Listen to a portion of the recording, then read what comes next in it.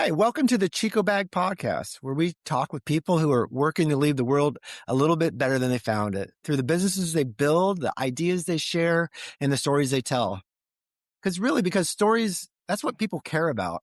And what people care about is what shapes the world and what the world becomes. So today's guest understands that better than most. Kevin Willard, he's a creative director and copywriter who has spent more than 2 decades helping organizations find stories that actually move people. His work spans purpose-driven organizations like the American Forest Foundation, Ocean Conservancy, the U.S. Committee for Refugees, as well as global brands, including Hyatt, State Farm, and Jack Daniels.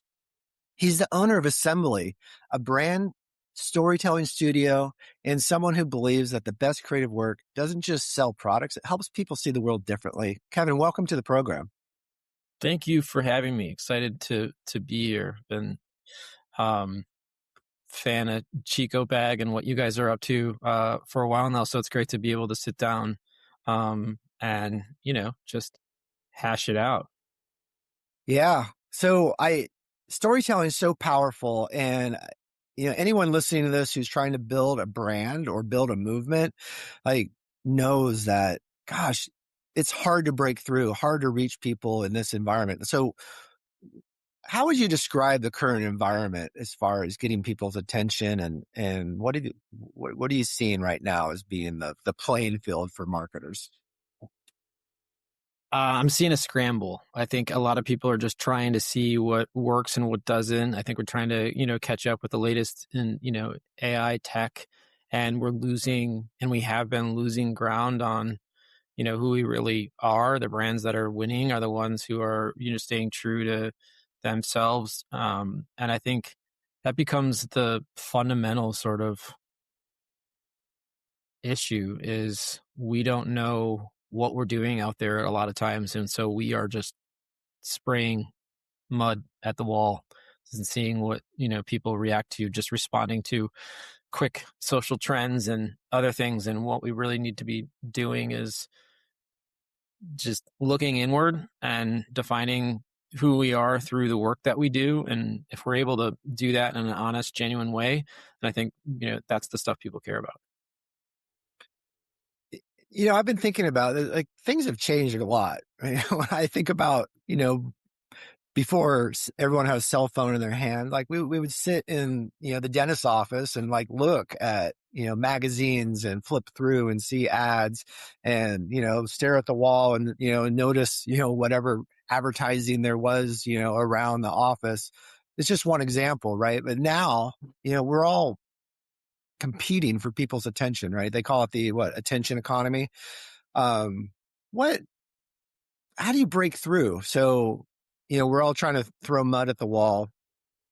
Can you tell us what are you learning as far as the brands that have the ability to break through to get people's attention? What are they doing?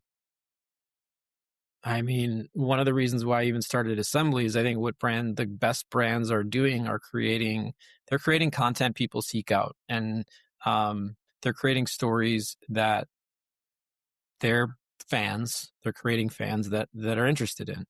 And Huckberry does a great job with their series Dirt. North Face has always done a wonderful job telling their stories of, adventure and overcoming, giant feats. And I think we seek those things out if we're watching, if we're flipping through YouTube or watching those, those are the things I'll go to and watch, and I don't care if it's put on by a brand or so I think that's really what's standing out to me is creating return. This idea that if I'm telling a story or creating environment, will someone come back to it because they were entertained, because they were inspired, and that's hard to do, but it's not as hard as most brands probably think. They just have to invest the time into the slow growth that a YouTube channel does. Most of them already have so many different hundreds of thousands of fans. If you're a bigger brand, if you're a smaller brand, great place to start. I know that Huckberry started with 10,000 followers on their YouTube channel, and by investing in series driven content, they're up, right next to North Face, up at like 450,000 followers inside of like 2 or 3 years with their show. And so it's great to see things like that, because then it starts to turn advertising into less advertising and more into entertainment. And that's what, I'm, strongly behind. So your example of Huckberry. So what are they doing exactly? Are they're creating like a TV show or? So they have a series. So I mean, they've turned their YouTube channel into their own media hub. And so by creating this series called Dirt, and Huckberry is a brand that has, products that are curated from, places all over the world, and served to customers through their website and packaged up in a way. And so it's obviously very interesting to sort of dig into, like Anthony Bourdain style, kind of like dig into, just have a producer, a director, and a shooter, and you're going out to the places where these products are invented, made, created, and you're meeting the people, you're eating the food, you're exploring the interesting environment that's there. I mean, that's not a format that, I mean, that's a proven format that works great for lots of different types of content, because people are naturally curious about other people. And if you can do that in a way that draws people into your world, then it starts to establish that brand trust, or it becomes a show that you want to come back to and watch, or even binge. And so and they'll do a bunch of different things. So they'll take their 20-minute episodes, and then they'll do spin-offs. So they'll do like What's in the Bag, and the director will do an episode on what she had brought with her on the trip, and like those sorts of specific things. So that's a whole series below that. And then they can take snippets of that product stuff and talk more about it there. And so if you go to their YouTube channel, you can really see how they're starting to really kind of create pillars for their content, but it's all driven by one bigger, one bigger umbrella sort of Dirt series that creates this churn of great content that also advances their brand, helps sell their products, does all that stuff, but doesn't feel like any of that. And that's I mean, it seems like that's the gold standard, right? So I mean, it sounds expensive, first of all. So for smaller brands that are trying to Well, do. let me stop you. It's not expensive, because when you think about what you would spend, so if you would take about and depending on what your marketing budget is or what you want to spend on it, they took all the money that they were going to spend like on paid media, and they just invested it into their business and their series and their owned channels. And so that becomes a shift in spend, not necessarily an additional one and a different way to look at something. And so I guess you just have to look and see, hey, what did I spend on marketing this year? What are, and then what are there other things I can do that work harder, to, Yeah. So, but. So, yeah, so that kind of gets into measurement. So how do you know when something is working, right? When you think about traditional advertising medium, you're doing Google ads or what have you, there's known metrics. As far as content, like how do you know if a content's working? Is it just views? I think it depends on what your product, what you're selling or what your goals are. If you're going in and the best part about, like, for instance, like the social space, and if you're creating reoccurring content, if that's something that you're doing, you can create something and then continue making, spinning off that or making other things. But maybe then someone's drawn to your page from something you made way further down the line, and then they find that first thing that you made and they start watching that too. So it's not over. And I think what marketing is these short flash in the pan things that we, through seasonal campaigns, through other things, and we're the industry love, like the advertisers, we we love that because we like to take, your money every season or every time and be able to say, oh, you need a refresh, or, oh, we need to do, it's Halloween. So let's rethink, our strategy or whatever it is. And so I think it's fundamentally that. I may have gotten off track a little bit, but that's sort of what.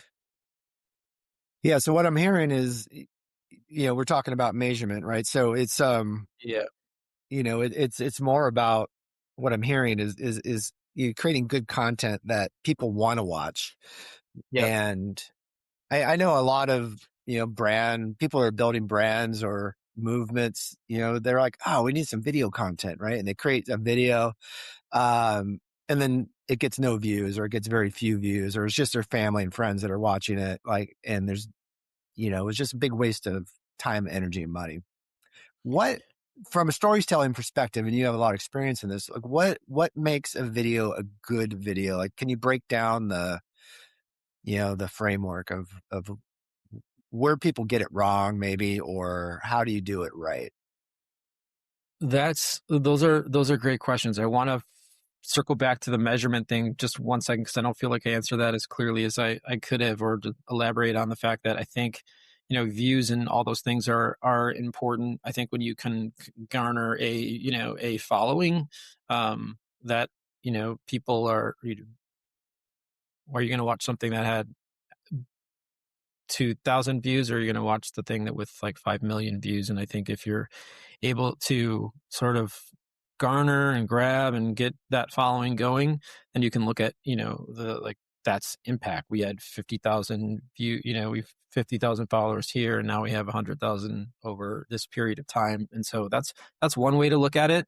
I think you can also tie it back to sales and other things too, that whatever sort of metrics you want to lean into. The other things I would be careful about is just that 80% of all content that even gets uploaded to the internet, to your later point, like, does not get watched, does not get seen. Especially on YouTube, there's like, I'm gonna probably screw up these numbers, but it is a 2.5% like place where like the the top two, the top, let's just say 10%, just for the sake of it, like top 10% getting the views, getting the things, but all the other people are not. And a lot of it can come down to like your distribution strategy. You can't just put a video up on the thing and feel like, a million people are going to come and watch it. But what I believe in, if you can tell a really great story, people will find it, people will share it, and people will watch it. You just have to be willing to kind of go there. So Yeah. So let's get into what makes a video compelling, people want to watch versus, something that people won't come back to. So great question. And I think we just have to look at it first. Like, if a story isn't interesting without a brand, it won't become interesting because of the brand. Right. So, Yeah. so the work has to start with something fundamentally watchable: characters, stakes, curiosity, emotion, entertainment. Those things aren't decorations. They're like the engine of a good story. And I think, and honestly, even being a copywriter, before I really got into, and I could just write, I could always write and tell stories, and some of these things came naturally for me, but it's not anything I've ever really like dissected until I really got into like helping clients see, their potential in their stories, and how could I articulate that back. And so that became something I had to really like dig into. And I was like, man, you're right. Like, a lot of times we have pretty pictures of pretty people, and they're doing these things, but we don't know anything about them or their lives. We don't know, um, you know, what's at stake, what they want. We aren't satisfying that curiosity. We're kind of just telling people stuff. And so think about all the great stories that you read or tell. There was a beginning. I did a series once that was like about the best beginnings, and that was just more in books. But there was one that stuck out to me. It was for Charlotte's Web, and it was the first sentence in the book is, Where's Papa going with that axe? And it's sort of like, and it's a great kind of draw to you in. It's very thoughtful and intentional about how you're kind of grabbing your audience. And these days, like, we kind of, what's the hook? What's the hook? And we all follow, like, and I say we, but there's a format that people believe they have to follow, or there's this thing that everyone else is doing that they think they have to, like, sync with, or they're told this, or they're someone else's playbook told them this other thing. And I think that's where it goes, like, a little bit astray.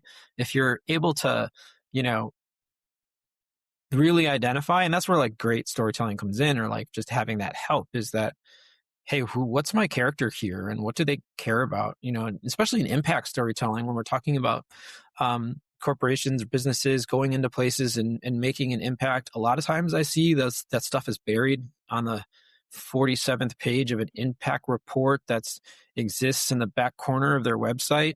And if you really were to look at those things, I mean, a lot of those organizations are doing really great things out in the world. And instead of telling those stories, they point the camera in a completely different place and fabricate an environment in a world that is less connected to the things that they do. And then, to me, that just drives me, like, I want to just be like, there's other stories here, and they're better than the ones that you're telling, if we can just figure out where to point the camera and make it about the why they're doing it, who they're impacting, all that stuff. So I like that first line on Charlotte's Web. I mean, it's compelling. Where's Papa going with the axe? So, so is there, when someone's looking to tell a good story, like, what other rules, of thumb do you know of that could help people tell a good story? No, man, it's all the time. It's vulnerability. It's like, where's the truth? How much there's the surface, right? And, like, Mm-hmm. most, and I think that's the issue. Like, most brands kind of, like, their stories are at the surface, or they don't go, they create this world and they just kind of live there, which works if you're specific brands. But if you're trying to earn, trust and respect of your customers and build that affinity, I think you got to do something that goes, like, here. And so you got to go, like, and not just a little bit lower. Like, you got to be willing to kind of go there. And I think that is the place, because that's where the tension lives, whatever that thing is. And you can go there and do it. I mean, brands do that a lot when they pick fights with other, I don't know, Burger King fights with McDonald's about something, or there's interesting sort of scenarios that just pop up that create that natural tension, because unfortunately, I guess the way you see it is not even unfortunately, but, like, great stories need enemies. And so, what's your enemy? What's your thing? Like, for you, your enemy's plastic waste, right? And Yeah. so that's what you're fighting against. And once you have that thing that you're fighting against, you have that tension that sort of exists, and then you're starting to build up that. I mean, my enemy is advertising, not advertising the way that it's mostly my enemies, like the bad advertising, the stuff that's out there that doesn't feel like entertainment, the stuff that interrupts you, that's in your face, and that stuff. And it was scary for me to sort of, as an advertiser, as to create a company around, business around the fact that, like, advertising sucks, and we got to figure out a different way to make it, better. I think that's going to I'm sure it turns a lot of people away, or like, what's this guy talking about? He's making advertising, and no, I'm not. Sometimes, at least. But, I think, 10 years ago, brands could interrupt people and still get away with it. I think today's audiences have total control over what they watch. And if something isn't interesting, it's going to disappear instantly. It's interesting the way things are shifting, right? And I've read a really good article that talked about, this idea of what you just mentioned, advertising that you could tolerate, right? It's like that, can you tolerate it? And then, we all live in this world now that you can just skip the ad after it plays for 5 seconds. And that's the new world. And when I go to traditional broadcast TV, which I occasionally do, I am so annoyed and irritated that I have to watch the whole commercial. Yeah. That is being played, and it's infuriating where I don't even want to do it. But, I do on YouTube. Like, I find myself sometimes watching the whole ad, and I'm like, whoa, I just watched this whole ad. I didn't skip it. So that's what we're going for, right? We're going for the content that you're not skipping, because we all have control over this. So, and you talked a little bit about, I mean, you talked a lot about, what makes a good story. But I think as just everyday viewers of content, like, I don't really understand what makes a good story. I want to tell a good story, but I fundamentally don't understand it. The arc of a story, right? So you've identified, you need a villain or an enemy, you need tension. What are the other elements, that a traditional story, would follow? Like, what's the next step after, you identify you have a villain and there's tension, and Well, so it depends on the honesty, right? you're right. And so it's just the next step would be, all right, let's make, it's always what's the desired thing? Like what do I want, and what's in my way, and how do I get it? What's in my way? Those are the obstacles. And then how do I overcome those obstacles to get what I want? And am I going to get what I want, or am I not going to get what I want? And what other sort of it? And so it's just sort of like thinking, really fundamentally just about, I don't know if you're looking at a story arc, or I think that's the important thing and then it's just isolating those things in a way that just really start to dissect. And it sounds more complicated than I think it is, using a word like dissect, but it's almost really just looking at, is this falling flat? Like, am I feeling anything? Do I feel like I went along on a journey, or do I feel like someone just is spewing information at me? And I think that just becomes default. So I think what we have to, we have to find those ways of just being able to introduce that vulnerability, and the tension could come in a lot of different forms. If I want to talk about, depending on what it is that I'm like, what my goals are, it's hard to speak like ambiguously about, generalizing about what specific brands are doing or not doing in order to tell a great story. The things I see are just the stuff that just starts in the middle and stops, and that's most of what advertising is these days. And I think when we get into the creator world and the story driven sort of backgrounds in some of those environments, I think then we can get, I don't know, when you start to ask the question, did anyone actually want to watch this? Then, and that's when you like realize that you're not measuring desire anymore. You weren't measuring desire, you were measuring for survival. And I think that's sort of the most interesting stuff has always been the stuff that's not advertising. Mm-hmm. And I think what advertising's been doing is just sort of holding on to its legacy.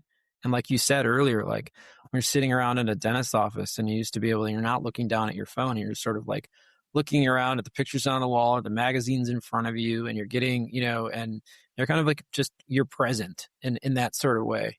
Thinking about the cavity that you're just going to get filled, and staring at a picture of someone smiling pretty on the wall. And we lose that we lose that kind of physical presence with the world, as we consume into our phones. And it becomes more challenging for marketers to find ways to stand out.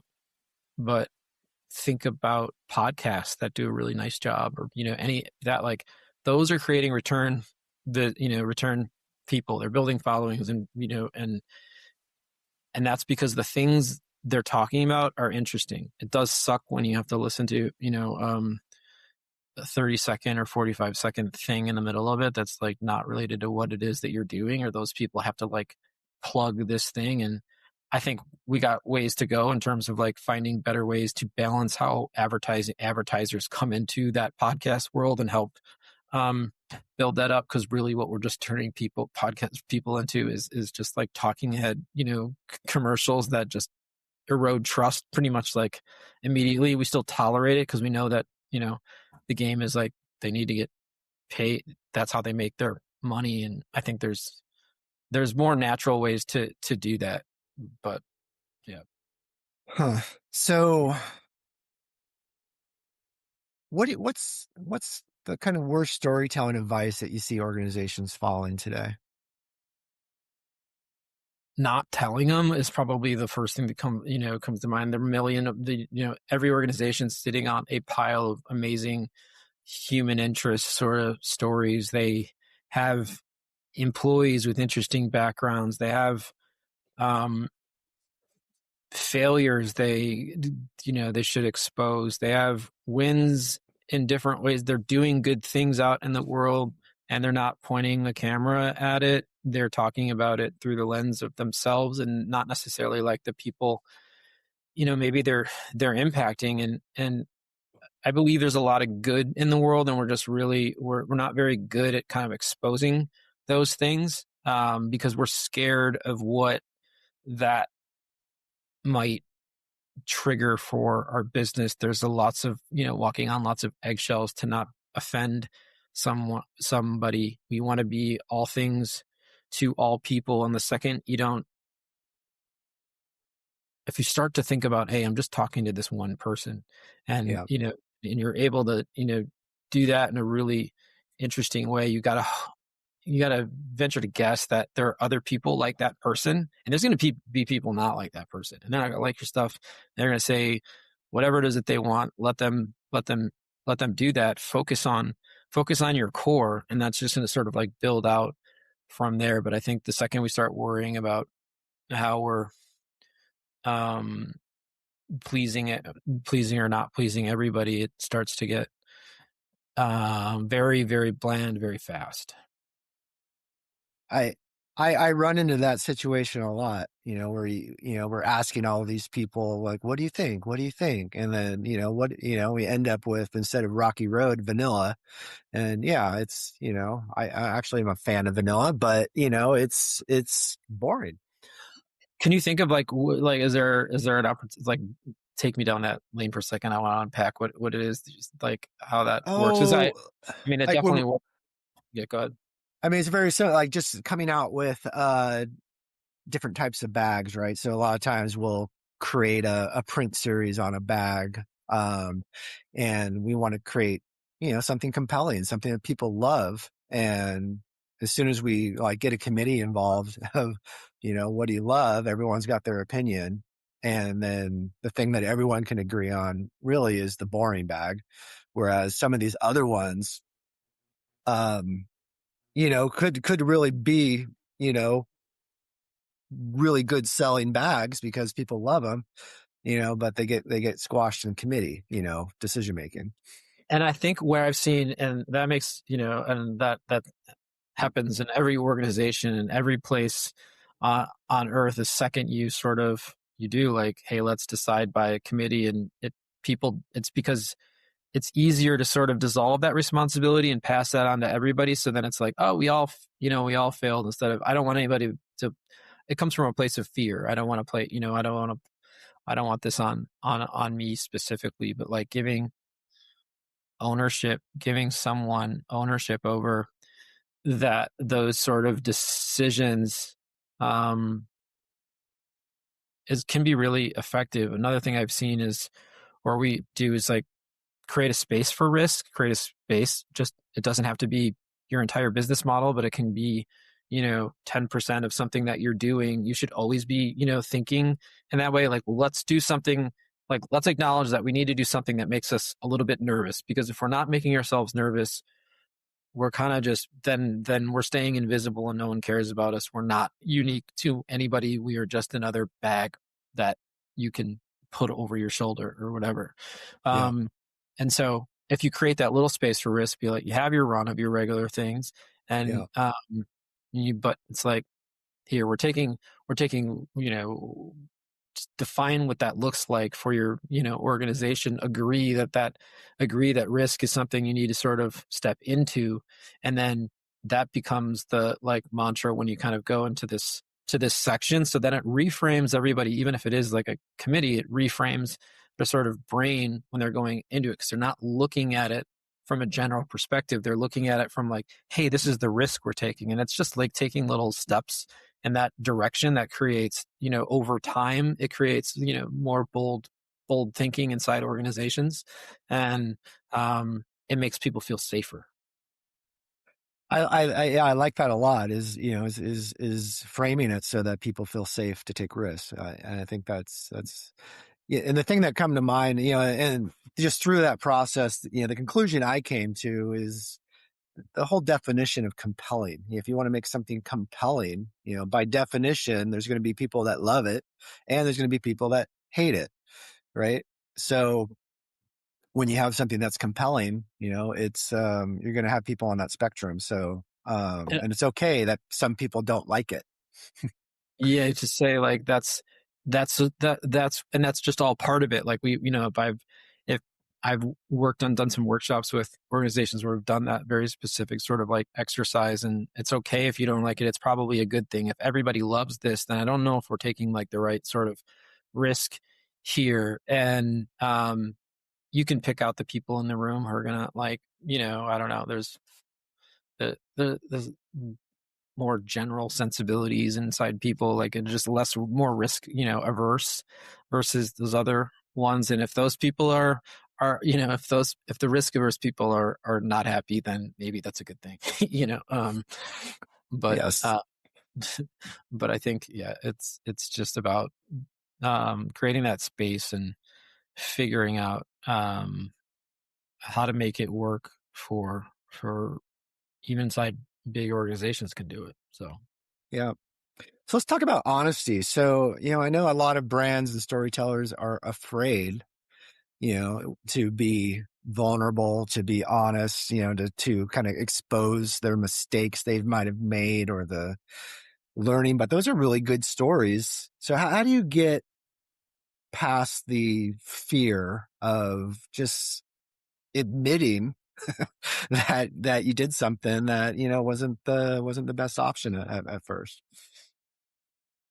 I mean, I think honesty for a lot of people, especially like I can speak from like personal experience of just like, you don't want to project confusion. You don't want to like, you don't want, we're all, that I use the word scared, fearful. Um, I think this does boil down to a level of fear or of just, what just even from like, the grade school scenario of like, if I if I have if I bring if I wear this pink hat to school, what are all the guys going to see? What are they going to say about me? And you start to think, you're just always sort of like worried about what people will think. And I think, and that's why we sort of like mask the reality. That's why it's safe to be on the surface.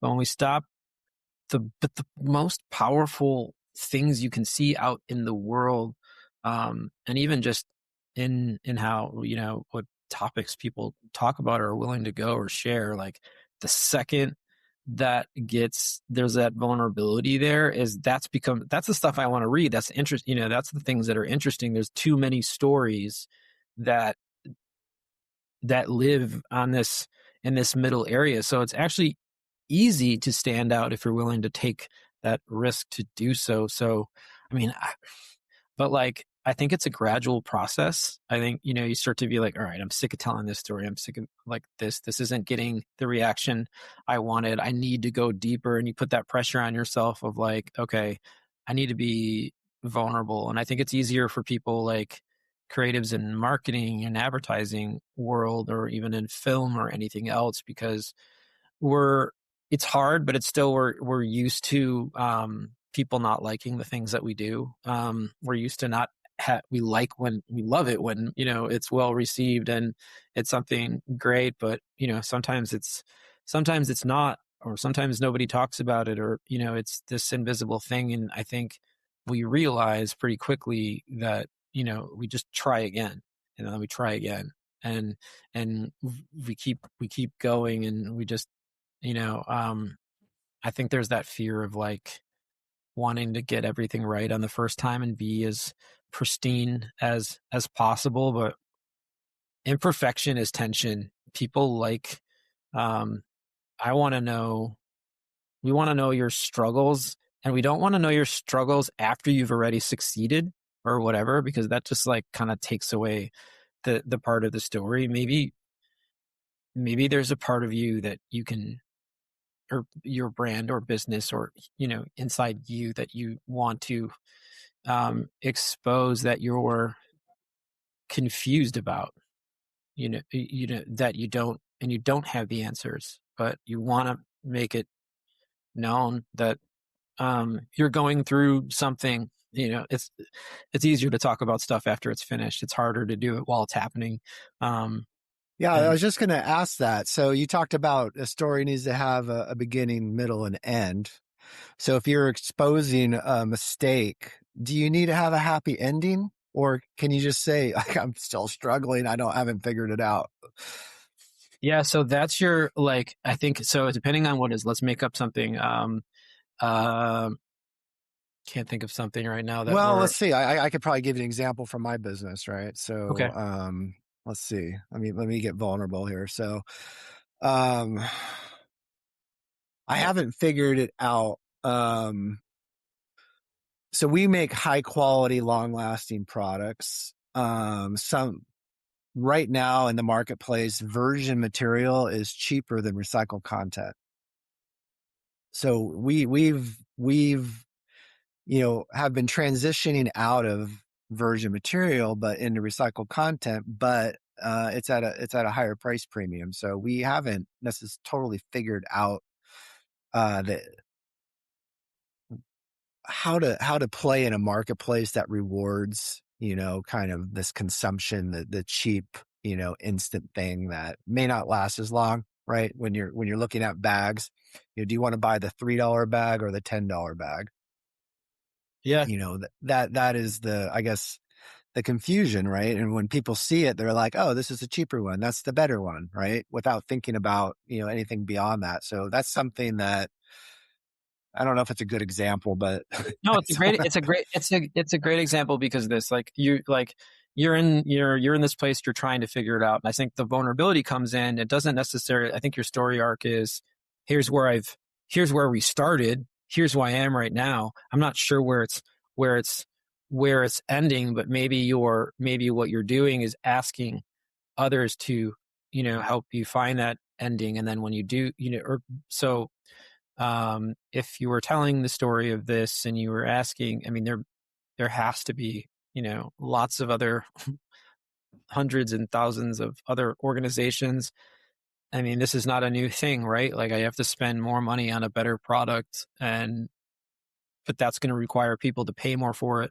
And that's why manufacturing left, the United States and went over places where it can be done cheaper. Not that it, and that's, I think, the harder part of like trying to bring things, into a place where, people are, want to pay more money for something that,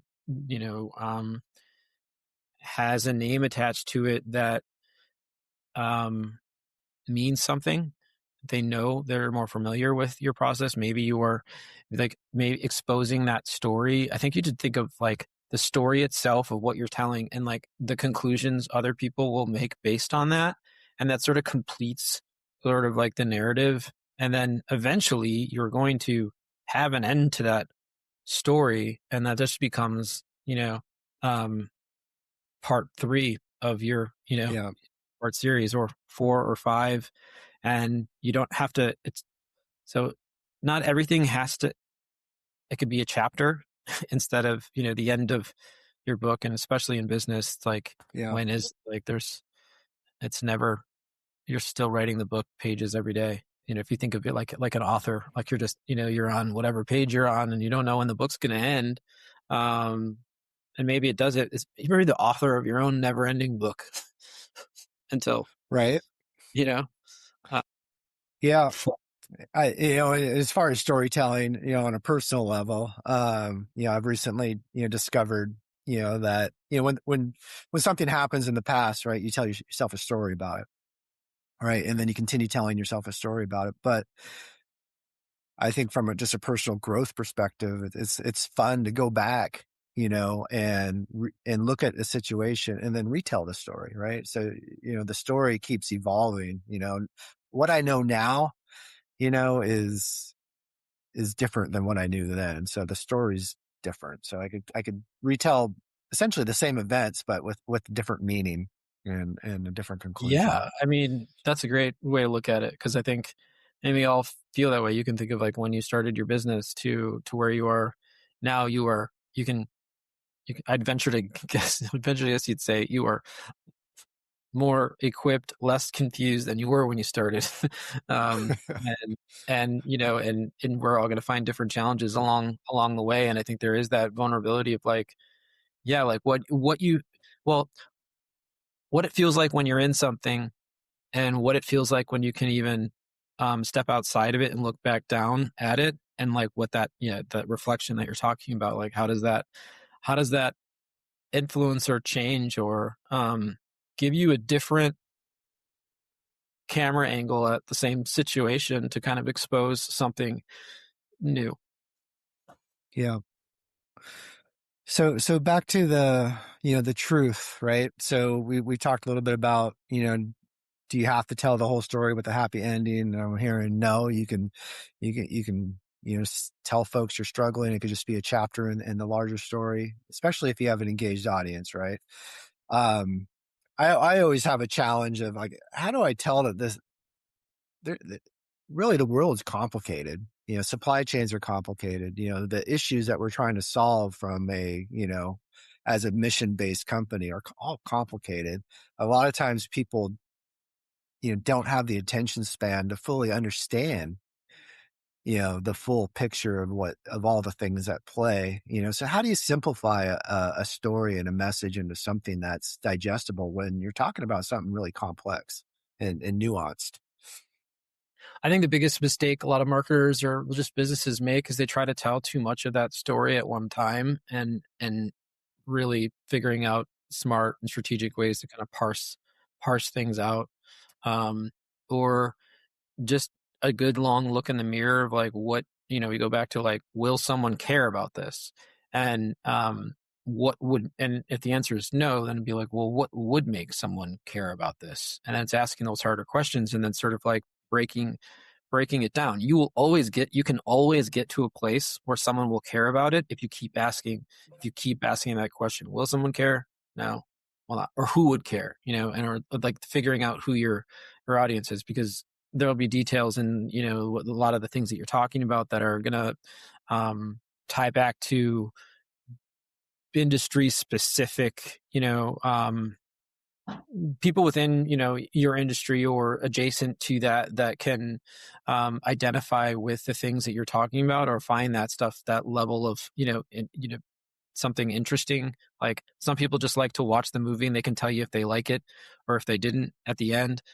But people in film or whatever else will break down scenes and do the other things. So it's like, who's my audience and what do they care about, and staying true to that and making sure that you're not trying to tell them too many different things and that your your message is clean and it doesn't muddy the water. So I think breaking down complex issues isn't as hard as we make it seem. I think when we're in it becomes hard because you're surrounded by all those things and you feel like, and I get that way with even like writing where it's like, well, I love that sentence or I love this paragraph or I love this part.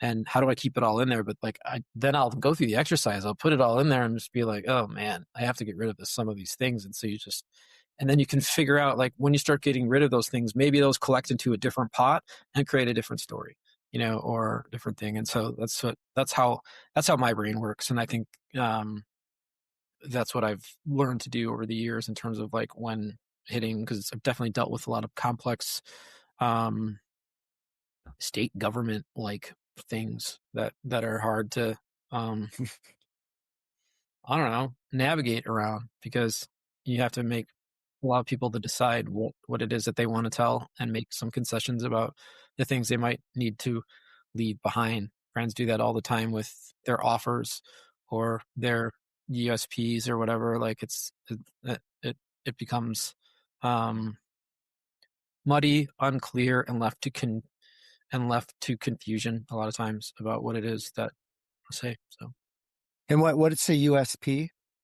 Oh, unique selling proposition, like they're like or you could have or even just, maybe like the, there's the one thing that makes you different, or the one thing that is, but a lot of times it's more than one thing, and we don't land on the one thing, we land on 10 things.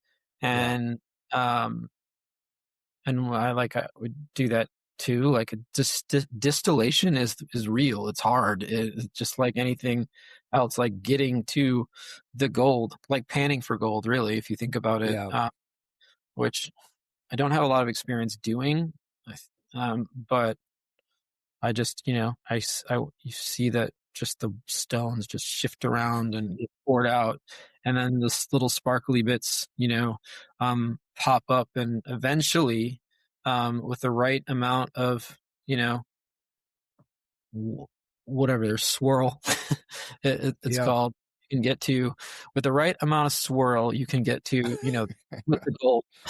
So Yeah, I've heard you say, I'm probably not going to remember the quote exactly, but it's something like making things simple is really complex or something like that, or yeah, hard. It's making and I'm not the first person to say that. I'm sure some scholar somewhere said something like that a lot better. In writing, we just know that you write long first, and it's much harder to write short, short. Everything always starts, pages and pages of things, and then there's a better, I forgot who said it. This is going to bother me, but um I'll find it, because I can't, it's not off the top of my head, but yeah, basically just how you would think, like your process, right? Like yeah. it's easier to sort of kind of breeze through, not think too much about stuff, and then go back in and like strip away, trim the fat off what it is that you have to give yourself, something real and vulnerable. It kind of reminds me of Michelangelo's quote. He's just, people asked him like, how'd you make David? The statue. It's like, well, I just removed everything that wasn't David. And Shit. That's awesome. I'm sure I heard that at some point, but yeah. I mean, it, that's good. yeah. So, in the process, right? So you're storytelling, you got this big story. It's complex. It's nuanced. It goes all these rabbit holes. You, when you're doing that, you got to remember who your audience is. What do they actually care about? And then just trim out the story of the stuff that just doesn't matter to them, to get to the place where it's actually something that resonates with them. I'm also hearing some level of vulnerability, which, is refreshing in a world of sanitized content where everyone's telling this glossy story that we know isn't true. Right. It's refreshing to have someone tell it how it is. It is. I think that, and we need more. We need more of that. I think, is especially with AI just kind of sterilizing things, or kind of stripping away the human behind stuff. We will constantly be searching out for that. For where's the, that becomes like the where's Waldo now. Like where's the real human at in this, and that could be within a certain piece, or that could just be in general of like your brand or your business, or you as a person, and sort of just being like, where, constantly sort of assessing yourself of like, where do I fit into all of this, and how am I responding to it? Am I a player in this, or am I am I cautious about what I let the tools do for me? um Yeah. sort of things like that, I feel like are the things that stand out to me about where we're sort of like headed, and constantly asking, constantly asking ourselves the right questions to stay as real as humanly possible. That's that's interesting point. As more and more AI tools are out there, and it's infiltrating everything that we see. Your comment about where's the human. I think is like a great prediction for where content's going to go, and what the most compelling content is based on what you're saying. It's like leaning into vulnerability, leaning into being human, showing your flaws. Seems like, is it, I mean, is that the prediction? I mean, I think for me, that's what I feel that's my prediction. Yes. I feel like, and that's kind of like happening in specific ways. We're going to get, you know, and everything looks perfect.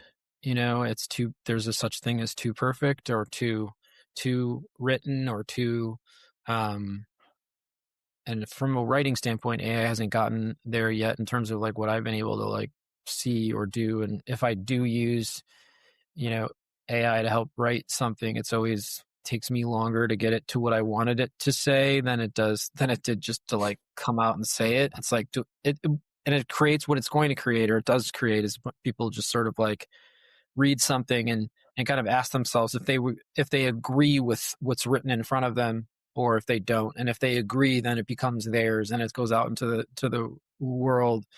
But there's so many different pieces of that, of like, just it doesn't, might agree generally with something what is saying, but like the words used, the ambiguity around certain phrasing and other things, it like constantly trying to get say what I mean, say what it is. Don't say what, like the analogies of the weird stuff, or I don't know, even words like you used, what was a word that you used earlier on, about taking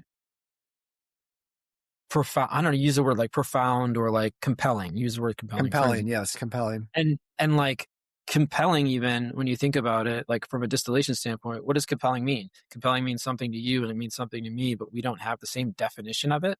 And so how do we we need to like, and this is a different conversation, but like look at the words that we're using and make sure there's real meaning behind it. And I think that the danger with AI, a lot of times, at least in the writing that I see it produces, there's a lot of words like that, and you're sort of left with not a whole lot of like, meaning. So a good exercise a lot of times is like, write this to like at a fifth grade reading level or something, and it starts to break down things more.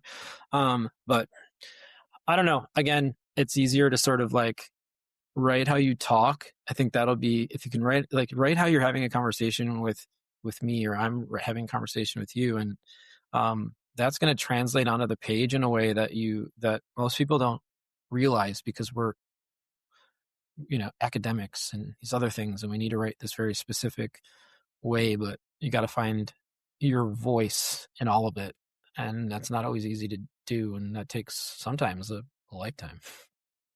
Yeah, for sure. So, in regard to storytelling, can you think of a small moment or detail that, like when writing a story, that made a difference, right? So maybe you had a pretty good story, but you made a small tweak, or added something that made all the difference as far as making it I mean, I really think great that content. constantly, yeah, I mean, I think constantly in like what you're trying to do is you're finding that like what's the part that exposes you in a way that makes you, it's like you can, it's almost like something you can feel from a writing standpoint, or from watching something or telling a story. It's an exercise in this it's an exercise in finding what that is.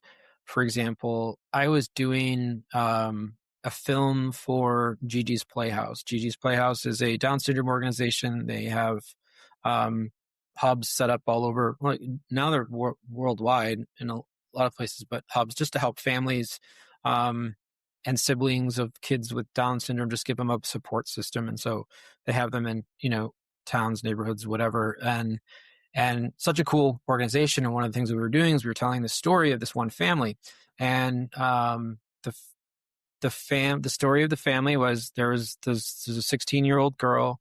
She was the one with Down syndrome, and the story was through the lens of the sisters and the parents, and sort of like how that's, and what that world looks like for them. And you can get, when you're shooting things with this special individual, like just like Down syndrome in general, like they're very, I don't want to generalize all of them, but this particular, human was very sort of, not really like no fluff. It's just sort of like what I'm feeling is what I'm saying, and that's how it's going to be. And so like a lot of times as someone, you're coming in to like trying to capture moments, you want to like be really cautious about how you expose that person.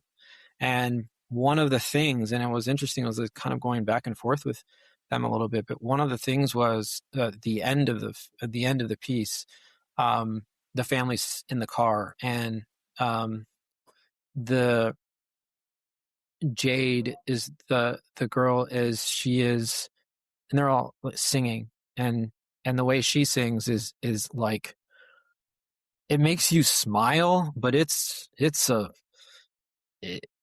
hard to listen to.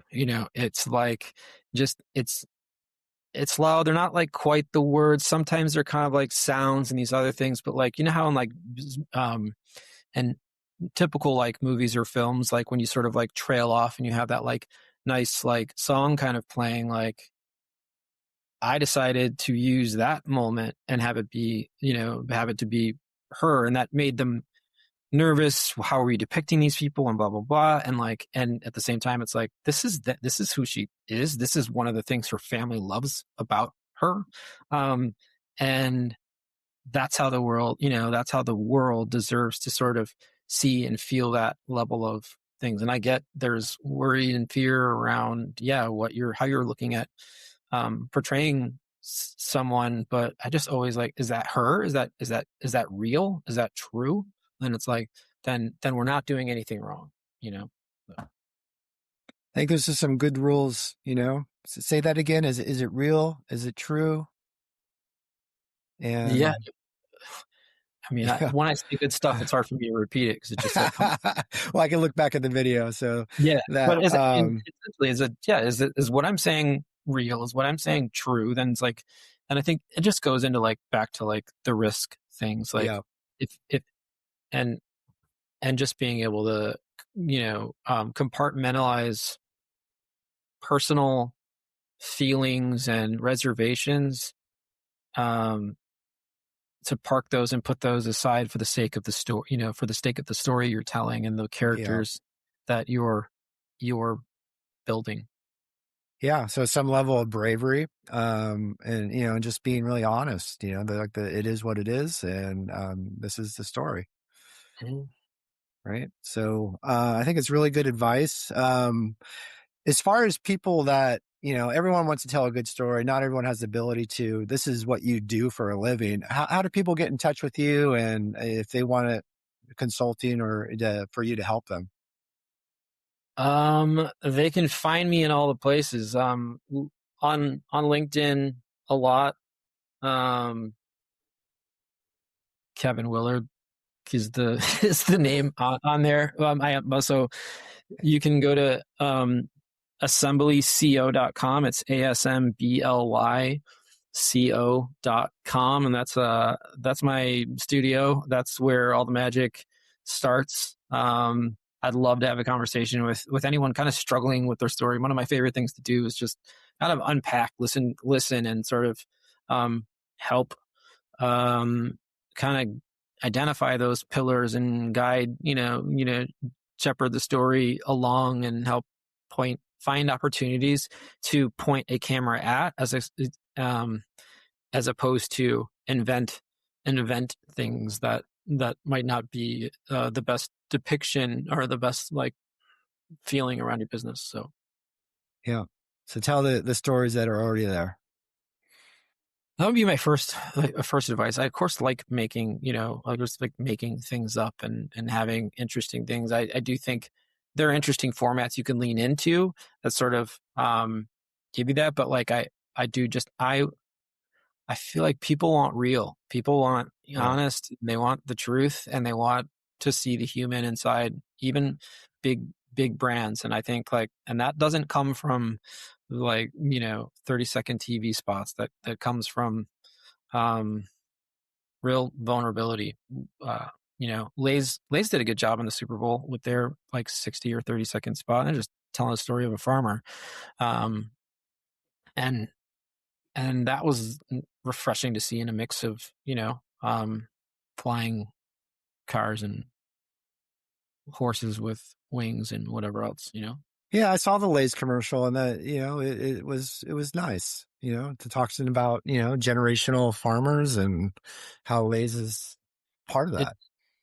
Yeah, it did well. I don't know, um and I think it did well too. It was well received, so that was an interesting time for them to do that. I don't know enough about their business, I didn't work on the campaign or anything. So, but I think it was a nice portrayal of looking at potato chips differently, because you can be Doritos, and be this crazy fun, thing, and that becomes who you are. But it's almost, yeah, I think Lay's found an opportunity to sort of be the real chip in the room. Exactly. Well, we'll leave it there. Thank you so much, Kevin, for your time today and sharing your wisdom and storytelling skills. Appreciate it. You got it. Thanks for having me. I appreciate it. Yeah.